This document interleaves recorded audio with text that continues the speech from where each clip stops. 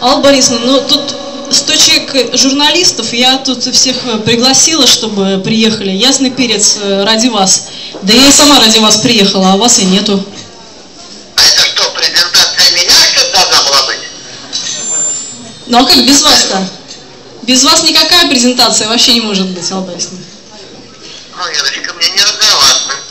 Я очень рада за тебя, что ты вот собрала там своих друзей. Журналисты, я думаю, что они прежде всего должны интересоваться тобой и твоими работами.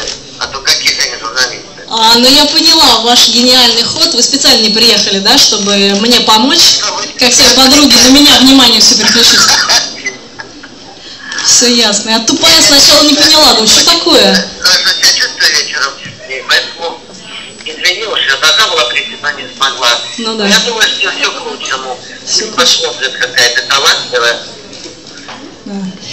Ну спасибо за такие слова, конечно. Сейчас я